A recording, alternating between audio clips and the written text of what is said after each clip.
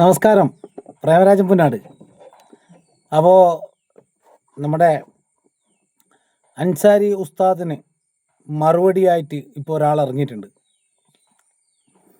അൻസാരി ഉസ്താദിൻ്റെ പേര് പോലും ഉച്ചരിക്കാൻ അർഹതയില്ലാത്ത, അതുപോലെ തന്നെ അവർ ഉസ്താക്കന്മാർക്കെല്ലാം എതിരാണ്.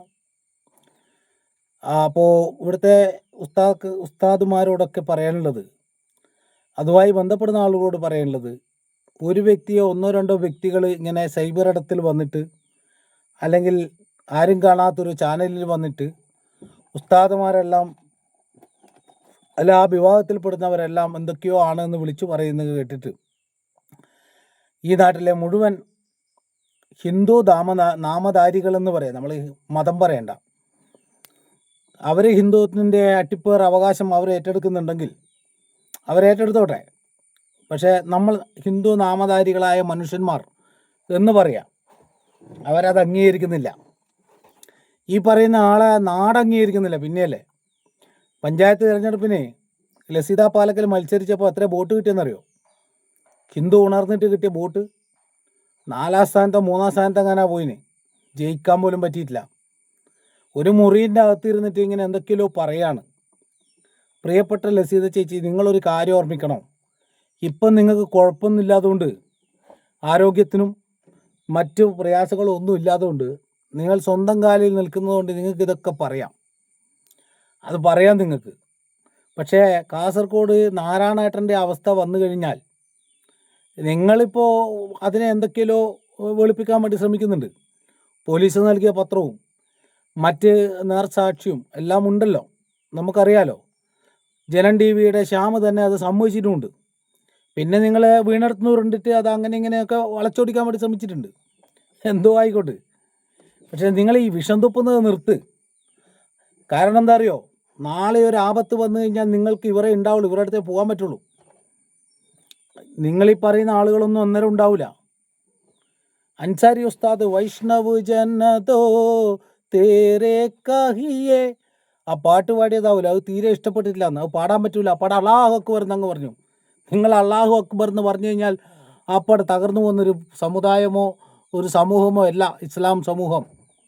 അത് ഈ ലോകത്ത് കത്തിപ്പടർന്ന് നിൽക്കുന്ന സംഭവമാണ്. അല്ലാണ്ട് പിന്നെ ഇവിടെ പാലക്കലും മാത്രമുള്ളതല്ല. ഇനി വൈഷ്ണവ ജനതോ തേരെ കഹിയെ എന്നുള്ള ആ ഒരു ഗാനം അത് ഹിന്ദുവിന് മാത്രമുള്ളൊരു ഗാനമാണെന്ന് ആരാ പറഞ്ഞത്?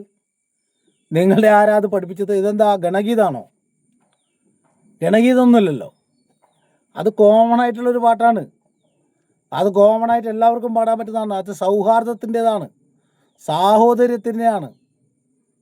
പിന്നെ വൈഷ്ണവ എന്ന് അന്നത്തെ കാലഘട്ടത്തിൽ അത് 15ാം നൂറ്റാണ്ടിലെങ്ങാനും എഴുതിയതാണ്. അന്ന് ആ അദ്ദേഹത്തിൻ്റെ ആ ഒരു കാഴ്ചപ്പാടിൽ എഴുതിയെന്നേ ഉള്ളൂ. 15ാം നൂറ്റാണ്ടിൽ ഗുജറാത്തിലുള്ള ഒരാൾ എഴുതിയെന്ന് വെച്ചിട്ട് അന്ന് BJP ഒന്നും ഉണ്ടായിട്ട് എഴുതിയൊന്നല്ല. നരസിംഹ മേത്ത എന്ന് പറയുന്ന ആളായിരുന്നു എഴുതിയത്. അത് പാടാൻ ഏറ്റവും അർഹനായ ഒരാളാണ് അൻസാരി സുവാരി ഉസ്താദ്. അതുപോലെ തന്നെ ഇവിടുത്തെ ഉസ്താദന്മാർ. എന്താ ഇത് സംശയം?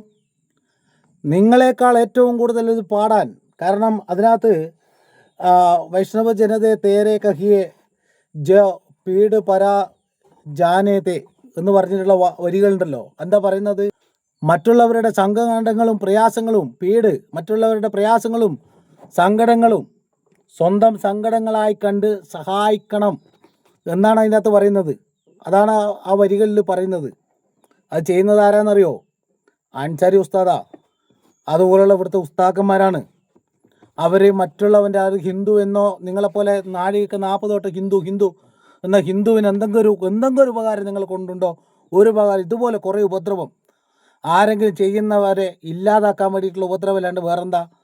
അവരാണത് ചെയ്യുന്നത്. അവർക്കത് പാടാൻ നല്ല അർഹതയുണ്ട്. അതുപോലെ തന്നെ അതിൻ്റെ അടുത്ത വരി പറയുന്ന പര ദുഃഖ് ഉപകാർ കരേ എന്ന് പറഞ്ഞിട്ടൊരു വരികളാണ് അതിൻ്റെ അടുത്ത വരികൾ വരുന്നത്. മറ്റുള്ളവൻ്റെ ദുഃഖത്തിൽ നമ്മൾ അവരെ സഹായിക്കണം എന്നൊക്കെ പറഞ്ഞിട്ടുള്ള വരികളാണ്. ആ വരികൾ പാടാൻ അർഹതയുള്ള ആളല്ലേ അവർ. സ്വാർത്ഥതയില്ലാതെ ബഹുമാനിക്കുവാനും അതുപോലെ തന്നെ സ്വാർത്ഥതയില്ലാതെ ജീവിക്കുവാനും ആ പരദൂഷണവും മറ്റു കാര്യങ്ങളും പറയാതെ മാനവീയതയ്ക്ക് വേണ്ടിയിട്ടുള്ളൊരു മാനവികത പഠിപ്പിക്കുന്ന ഒരു ഗീതമല്ല അത്.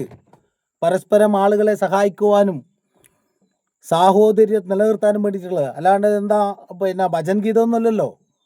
അത് പാടിയതുകൊണ്ട് അത് സിനിമയിൽ പാടിയപ്പോൾ നിങ്ങൾക്ക് പ്രശ്നം ഉണ്ടായില്ല, ആ പ്രശ്നമൊന്നും വന്നില്ല. ഇവിടുത്തെ ഉസ്താദുമാർ നിങ്ങൾക്കിപ്പോൾ എന്താ പ്രശ്നം വരാതെന്ന് അറിയാം. നിങ്ങൾക്ക് ഞാൻ സത്യത്തിൽ ഒരാൾക്കൊരു രോഗം വരാൻ പാടില്ല, ശത്രുവിനും വരാൻ പാടില്ല എന്ന് ആഗ്രഹിക്കുന്ന ഒരാളാണ്.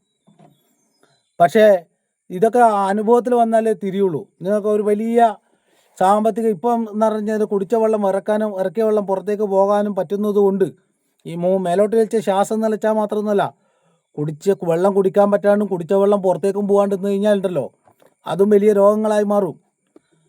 നിങ്ങൾക്കൊരു പ്രയാസം, ഞാൻ നിങ്ങൾക്ക് നിങ്ങളുടെ സംഘത്തിൻ്റെ 10 ആളെ 15 ആളെ ഞാൻ കാണിച്ചു തരാം. നാളെ വെള്ളിയാഴ്ച മറ്റന്നാൾ നമ്മളിതാ എടയന്നൂർ ജുമാ മസ്ജിദിന് മുമ്പിലേക്ക് ബക്കറ്റ് എടുത്ത് പോവാണ് 2 മാസത്തേക്ക് മരുന്ന് കുടിക്കാൻ വേണ്ടിയിട്ട്, പൈസക്ക് വേണ്ടിയിട്ട്. അതൊരു ഹിന്ദുവിന് വേണ്ടിയാണ്. അവിടുത്തെ ഉസ്താദാണ് അറേഞ്ച് ചെയ്തിട്ടുള്ളത്. നമ്മളൊരിക്കൽ ഒരു സ്ഥലത്ത് ഫണ്ട് പിരിവിന് വേണ്ടി പോയിട്ട് പല സ്ഥലത്തും പോയി നിരാശപ്പെട്ട് പോയിട്ട് ഇങ്ങനെ ഒരു പള്ളീൻ്റെ മുമ്പിൽ ഇരുന്നിട്ട് അവരോട് പറയാമെന്ന് വെച്ചിട്ട് അവിടുത്തെ ഒരു പ്രതീക്ഷയില്ലാണ്ട് നിൽക്കുമ്പോൾ നമ്മളവിടുത്തെ ഉസ്താദിന് കത്ത് കൊടുത്തിട്ട് പറഞ്ഞു ഇവിടുന്ന് ഒരു ഫണ്ട് കളക്ഷൻ ചെയ്ത് തരണമെന്ന്. ഉസ്താദ് പറഞ്ഞു 1 മിനിറ്റ് നിൽക്കുമെന്ന് പറഞ്ഞാൽ അകത്തേക്ക് പോയി. നമ്മൾ വിചാരിച്ചു അയാൾ മൈൻഡ് ചെയ്യാണ്ട് പോയതാന്നാ. അകത്ത് പോയിട്ട് അയാൾ 5000 രൂപ എടുത്ത് കൊണ്ടു തന്നിട്ട് പറഞ്ഞു റെസീറ്റ് ചെയ്തോന്ന്. അപ്പോൾ ആ പള്ളിയിലെ 2 പേര് വന്നിട്ട് പറഞ്ഞു ഉസ്താദിനോട് നിങ്ങൾ ഫണ്ട് പിരിക്കാൻ പാടില്ലെന്ന്.